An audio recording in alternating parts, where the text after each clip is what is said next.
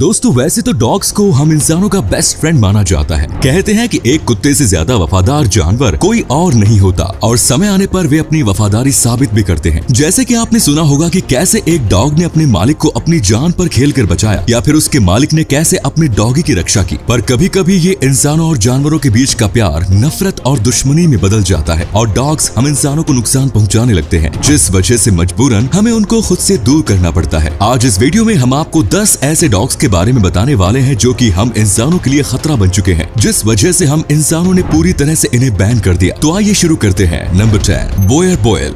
बोयर बोयल south Africa में पाई जाने वाली डॉग्स की एक बहुत ही खतरनाक नस्ल है, जिन्हें फार्मर्स का बेस्ट फ्रेंड भी कहा जाता है, क्योंकि इन्हें अक्सर घरों और खेतों की रखवाली के लिए इस्तेमाल किया जाता है। शायद ही आपको इनके बारे में ये बात मालूम हो कि इन्हें अपने इलाके में किसी की भी घुसपैठ पसंद नहीं होती, और अगर कोई तब भी इनके इलाके में घुसपैठ करता है तो तब ये तुरंत ही इसके ऊपर हमला कर देते हैं, जिस वजह से इन्हें बहुत ही ज्यादा खतरनाक और गुस्सैल माना जाता है। और उसमें भी अनट्रेन्ड बोयर बोयल को संभालना बहुत ही ज्यादा मुश्किल है, क्योंकि वो कभी भी किसी पर भी हमला कर सकते हैं। ये सब देखकर इनसे बचाव के लिए इनको बैन कर दिया गया है। Number 9, American pitbull terrier. मध्य 19वीं शताब्दी में पैदा हुए इस नस्ल के डॉग्स ओल्ड इंग्लिश टेरियर्स और ओल्ड इंग्लिश बुलडॉग्स की क्रॉस ब्रीडिंग का नतीजा है। ये डॉग्स भी अपने एंसेस्टर्स की तरह ही काफी एनर्जेटिक और कॉन्फिडेंट होते हैं। इनकी जिंदगी लगभग दूसरे डॉग्स की तरह ही 12 से 14 साल की होती है। हालांकि ये डॉग्स बहुत सी बीमारियों, स्किन प्रॉब्लम्स और एलर्जीज का शिकार रहते हैं। ये डॉग्स इंसानों और जानवरों के लिए काफी खतरनाक है। ये इंसानों और जानवरों को देखकर उन पर हमला करने के लिए उनकी तरफ भागते हैं और उसे दबोच लेते हैं, जिस वजह से गवर्नमेंट ने इसे बैन किया हुआ है। नंबर 8, फिला ब्राजीलियरो। कई सदियों पहले ब्राजील में इस नस्ल के डॉग्स को शिकार और कई कामों के लिए इस्तेमाल में लिया जाता था। इनके गुस्सैल स्वभाव को देखते हुए इन्हें कई देशों से बैन कर दिया गया। ये डॉग्स आपको, बच्चों और आपके पेट के लिए भी काफी खतरनाक साबित हो सकते हैं। हालांकि अगर इनका मालिक इन्हें बचपन से ही अच्छी ट्रेनिंग दे तो फिला ब्राजीलियरो से ज्यादा वफादार दूसरा कोई और डॉग ब्राजील में आपको देखने को नहीं मिलेगा। अगर आप अपनी सेहत बनाना चाहते हैं तो आप इसे जरूर पाल लीजिए, क्योंकि ये खुद तो 4 बार बाहर वॉक पर जाएगा ही और तो और आपको भी अपने साथ लेकर जाएगा। पर कई स्ट्रेंजर्स के लिए काफी खतरनाक है, जिस वजह से बहुत से लोग इससे डरते हैं और लोगों की सुरक्षा के लिए इस नस्ल के डॉग्स को सरकार द्वारा बैन कर दिया गया। इनका गुस्सैल स्वभाव ही इनको बैन करने का सबसे बड़ा कारण था। नंबर 7, जैपनीज टोसा। दोस्तों अभी तक आपने कई सुमो रेसलर्स को देखा होगा जो कि हमारी और आपकी तरह इंसान ही होते हैं, बस आपको फर्क उनके आकार में देखने को मिलेगा जो कि काफी बड़ा होता है। आज हम आपको एक ऐसे ही डॉग के बारे में बताने वाले हैं जिसे कुत्तों का सुमो रेसलर कहना कहीं से भी गलत नहीं होगा, क्योंकि इसका आकार दूसरे कुत्तों से काफी बड़ा है। इसके आकार को देखकर आप दंग रह जाएंगे। इसकी मोटी चमड़ी और बड़ा आकार देखकर अच्छों के होश उड़ जाते हैं, और इसीलिए ही इस नस्ल के डॉग्स को जापान में डॉग फाइटिंग के लिए इस्तेमाल किया जाता है। ये अद्भुत प्रजाति नेटिव शिनोकोकुली और सेंट बर्नार्ड या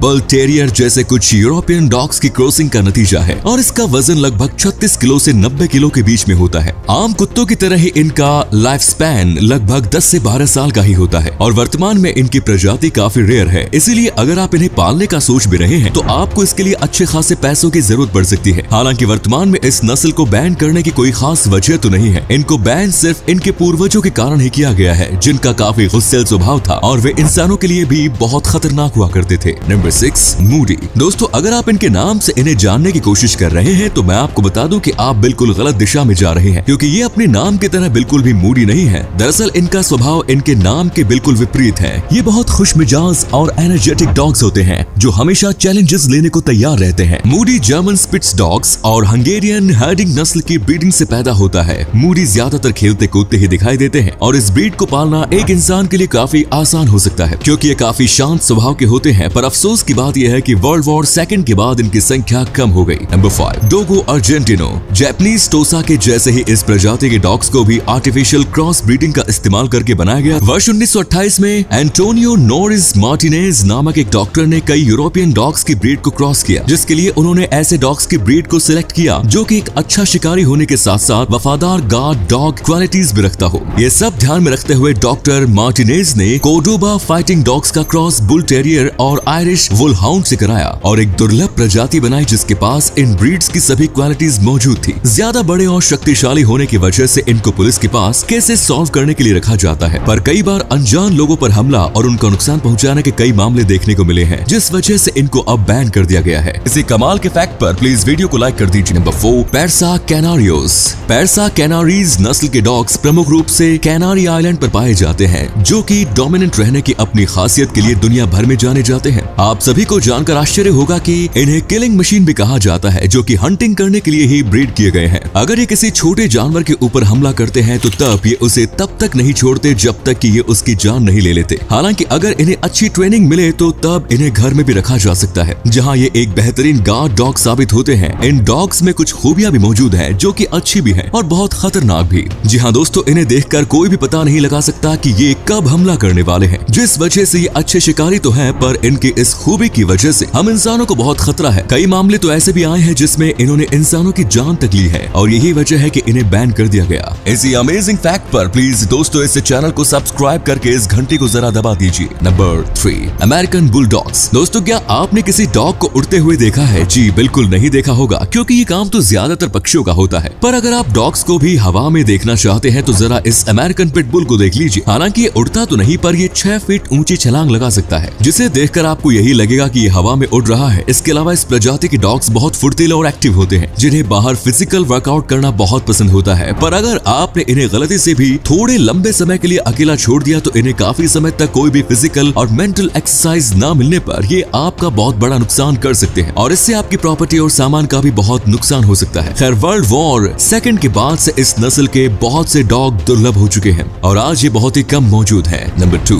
डॉबरमैन पिंचर्स। जर्मनी में पैदा हुए इस नस्ल के डॉग्स बहुत ही टफ, लॉयल और अग्रेसिव होते हैं। ये बहुत एनर्जेटिक और स्मार्ट होते हैं, जिस वजह से इन्हें पुलिस और मिलिट्री में इस्तेमाल किया जाता है। डॉबरमैन की खास बात ये होती है कि किसी के द्वारा भी उकसाने पर ये चिढ़ जाते हैं और तुरंत ही हमला कर देते हैं। हालांकि ऐसा नहीं है कि ये हर वक्त खतरनाक हो, क्योंकि अगर इनकी ट्रेनिंग सही तरीके से होती है तो तब ये खतरनाक से बहुत ही जेंटल व्यवहार के बन जाते हैं। और कुछ लोग इनको अपने घर में पेट जैसा रखना भी पसंद करते हैं, पर फिर भी ज्यादातर लोग इनके करीब जाने से कतराते हैं, और यही कारण है कि इन डॉग्स को अब बैन कर दिया गया है। Number 1, Neapolitan mastiff. Neapolitan mastiff ये इटालियन नस्ल के डॉग्स होते हैं। अपने नाम की तरह ही इस नस्ल के डॉग्स भी काफी बड़े होते हैं। इनके बड़े आकार की वजह से इन्हें पहले सेंट्रल इटली में गार्ड डॉग्स की जगह रखा जाता था, क्योंकि ये सिर्फ अपने आकार से ही नहीं बल्कि अपने चेहरे से ही किसी को भी आराम से डरा सकते हैं। इनकी लूज रिंकल लटकी हुई स्किन किसी को भी डराने के लिए काफी है। इन डॉग्स की एक बहुत अच्छी खासियत ये भी है कि ये कभी भी बिना कारण के हमला नहीं करते। अब आपके दिमाग में सवाल जरूर आ रहा होगा कि जब ये डॉग्स बिना वजह किसी पर हमला नहीं करते तो क्यों इन्हें बैन कर दिया गया?